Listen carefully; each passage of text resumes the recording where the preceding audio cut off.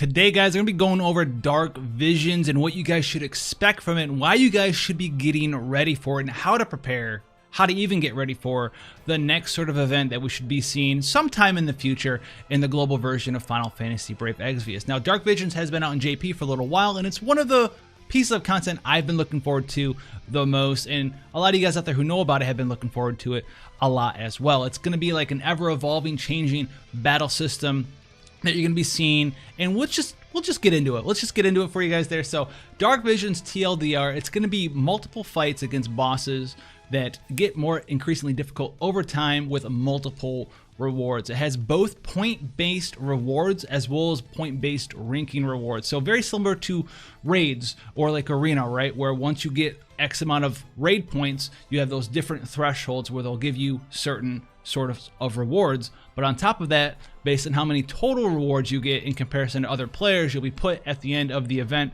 you know, first, second, third, 10,000, 5,000 place, and you'll get increased rewards and extra rewards based on how well you do. And since the entire thing is point-based, it's not how often that you do the fight, it's how well you can do the fight and how well you can meet the certain criteria in these different battles. So a lot of different rewards that I've seen out there. The main one that's unique to Dark Visions is going to be called Dark Matter. Now, there's two weapons out there right now that you can craft with Dark Matter, and they're pretty powerful out there. Right now, there's going to be a one-handed offensive physical weapon and a one-handed offensive magic weapon. I think it's a rod and like a sword or a great sword. I can't remember, but they get really high stats. Like the one-handed sword slash great sword, I don't remember what it is off the top of my head. I think it's a great sword. It gets 220 attack, 220 attack, highest weapon in the entire game on a one-handed or even two-handed weapon. The rod gets like 180 something magic, somewhere around there. It's really powerful,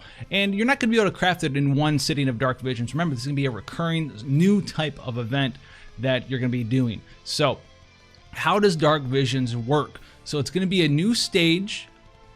Now, as far as the battle itself and how they operate and the criteria you need to meet, we're going to go over that right now. Now, each of these battles, each of these Dark Vision events are going to operate in the same sort of fashion, the same sort of function. They're going to have different bosses each time that they're released as an event, but there's going to be more than just one boss for you to do. There's going to be a lot of bosses for you to do. Now, in addition to all of these bosses, where do they come from and how do they operate? So each different part of Dark Vision is going to have multiple different stages. Now, not all of these stages are going to be available right away. You're going to have one of the stages unlocked right away, and then the other ones will unlock during the time period of Dark Visions. Now, each of these stages on top of that are also going to have multiple battles against different bosses. Each of these bosses are going to have different elemental weaknesses, etc. Some of them will be weak to magic, some will be weak to physical damage.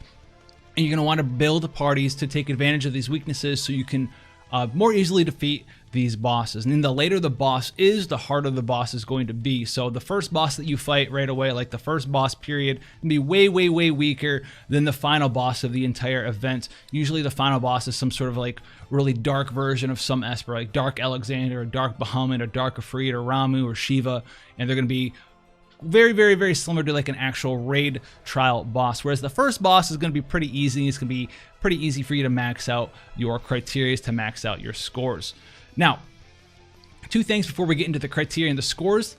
Some of the interesting things is how you build your parties for Dark Visions. It's going to be a 6-man party, but you cannot bring friend units and you cannot bring duplicate units. So this is going to be very interesting. You have to bring 6 of your own units, right? And you can't bring 2 Orlando, you can't bring 2 Hio, you can't bring 2 Awaken Rain, anything of that nature. You're gonna have to find ways for different characters to do damage, same chaining frame families, etc., based on the different units that you have access to yourself, which is gonna be a stressful thing for some people out there who are always pulling on dupes, and this is why I've always said, you know, you need to start looking into ways to get characters to chain together, where it's supportive characters that have come out like Lilith or Riku, or items that allow you to chain with different supportive aspects like the Rudra Storm Dagger that just came out in Final Fantasy XI event. A lot of this stuff can make having access to different characters that chain together very easy. Also, it also makes chain finishers pretty strong, because chain finishers don't need a dupe character to chain with in the first place. You just kind of chain finish with them,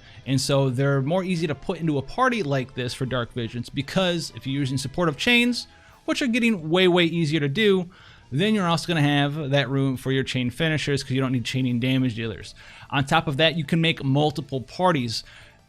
Now, this does say no duplicate units in multiple parties. I want to let you guys know right now, you don't need to fear, right? Because you are going to want to build multiple parties because you can build multiple parties and swap between your parties for each of the different bosses.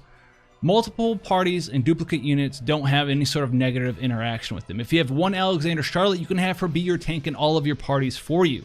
Okay, doesn't mean that you can't use duplicate characters throughout all of your parties. It just means one party can't have a duplicate character. So if you want Alexander Charlotte and Warrior of Light to tank every single boss for you, you can do that. If you want to use the same support for all of your parties, you can do that. If you want to use the same damage dealer for all your parties, you're allowed to do that. You're also allowed to swap up characters between your multiple parties if you want to. So you have free range, has as many characters as you want, 6 parties or 6 characters per party, and then you have the different elemental parties. We're going to get into that as well. So each party has an elemental affinity that's going to give you bonus damage for damage types of that element. This is what's going to allow players to take advantage of building these multiple parties with the different characters that they have and swapping between them for different bosses. Because like I said before, a lot of these different bosses are going to be weak to a particular element. So if you know that the final boss is going to be, let's say someone like that's weak to thunder, right? Someone that's weak to thunder, the final boss is going to be the hardest boss that's weak to thunder. You want to push out as much damage as possible. Then you're going to make a thunder boss party or a party for that boss, right? You're going to have, say, the boss is weak to thunder physical damage. You're going to put in some thunder elemental physical damage dealing units. You're going to put in your King Rain or whatever it is that you want to have access to for that boss, and you're going to swap to that party when you go to beat that boss. So you're going to have to really kind of make multiple parties, swap between them as you're going through the Dark Visions so you can meet the criteria as easy as possible. Now the criteria is also something we're going to be talking about here. Each fight has these criterias. JP has since sort of rebalanced the criteria. I don't know which one of the two we're going to get when it comes out to global, but we'll go over both of them. So the first one here is you can get points based on these different criteria. The first one is going to be highest damage dealt in a single turn. Now this caps at the 2.17 billion damage amount. If you can hit that in a single turn, you can get 30,000 points there towards your point category for Dark Visions for that fight. So very, very, very, very tough on some of the harder fights because the harder the fight is, the later the fight is, the more defense and spirit and stuff those bosses are going to have. Whereas some of the bosses in the earlier bosses battles in Dark Visions, you're going to have less defense and spirit, and you're going to want to maximize as much damage you can do in a single turn. So this makes the likes of people like Avenger than Cloud or CG Sid, Big Dragoon Jumper, big burst damage. You have to wait a couple turns, but then he comes down, boom, blows things up. That's why that character is going to be really popular. I think I'm going to be using Sid in a lot of fights in Dark Visions because of this mechanic here. Now, the other mechanic that you're going to have to do, the criteria, is how many chains can you land in a single turn. So the highest chain cap that it caps out at is chain 100. If you hit chain 100, you're going to hit 10,000 points there. So that's 40,000 points total that you can hit there. Chain 100 does seem like a lot, right? You're like, how many damage dealers can I fit into a party to do chain 100? Well, also think about what we talked about before, support chainers in your party, right? You can put, Lid and Fiend in your party and have all your support characters dual wield, right? I've been doing this for forever. If you have a roll array on 2 different or 3 different characters in your party, all dual wielding, that's going to hit chain 100 really fast. Even 2 of them is going to be 30 plus 30 plus 30 plus 30. That's already 120. You've done hit the chain cap already with just 2 supports using in a roll array skill. So that's another 10,000 that you get there. Deaths work in reverse, whereas you start at 10,000 points, and then every time you have a character die, it reduces your points. So you do not want to die in Dark Visions whatsoever. Now, the 2 that we're going to go over, these have since been changed, and I like the change, but it used to be damage received. Every time you took a point of damage, you lost points. You started at 10,000 max, and you took some damage, you would lose points over time because you took damage. A lot of people didn't really like that because it was really kind of like you needed a gear for elemental resistance and all this other stuff and made it really weird, and it got changed. So that may be something we don't have to see, and I'll tell you guys what it changed to afterwards. The other thing that got changed was turns taken. Now, this one was a pretty big one.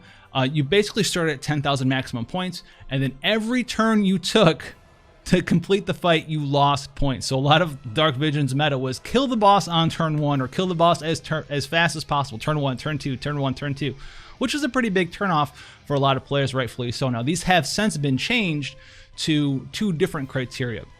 Damage taken was changed to elemental weakness Exploited, which is how many times have you hit the weakness of the boss. Now, you need to hit the boss a certain amount of times. It depends on the different bosses that you're fighting. You know, maybe 5 times, 6 times, 7 times, hit the elemental weakness. You can get up to 10,000 points max. So this is a lot better than damage you take. This is hitting the elemental weakness of the boss, which you're already going to do anyway. So this should be a really easy one for you to do. The other one is a really interesting one. It's how many limit bursts you have used. This one also changes depending on the Dark Visions boss that you're fighting. So it could be, you know, you start at 10,000 points and then you are allowed 6 limit bursts before you start losing points. Then every limit burst after that, like your 7th limit burst, your 8th limit burst, your 9th limit burst, you start losing points total there from that. So you're going to really kind of have to balance around what sort of unit should I bring, right? If you're going up against a boss where like you're allowed 4 limit bursts period, you might not want to bring a limit burst damage dealer if you want to bring support characters who use their limit burst. So I like this event because it is very interesting. How much damage can you do in one turn? How can you do as many changes as possible? What character should you use because of the elemental affinity that you can give the party versus the elemental weakness of the enemy? And you know, all the different sort of things of that nature. So that's going to be your TLDR of Dark Visions there. Remember, you guys can get a lot of cool rewards. We don't know exactly what the rewards will be in global. We don't know exactly what sort of exact structure we'll have when this makes its way to global. They did say sometime in spring, I do believe, during the not FanFest, the November. Was it November live stream that they had access to? I've been looking forward to Dark Visions. I think it's a cool event type, recurrent event type. You're allowed to get in there. Some of the stuff is very challenging to do. You can go in there and you can repeat each of these bosses as many times as possible to try to max out your score before the new bosses unlock. It allows you to kind of take it as casually as you want or as competitively as you want, right? You can just get in there, do your bosses of your own accord, just fulfill your own personal ranking rewards, and then make those very strong weapons later on. You can get also, we don't know, but you know, Trust Moogle, Super Team R tickets, Unit of Choice tickets, normal tickets, all that kind of stuff. You just, you know, get all that cool stuff, take it casually, or if you want to go for the raid ranking rewards too, right? You've been playing the game for a long time. You want to just see who can do the most damage, who can clear these fights as efficiently as possible.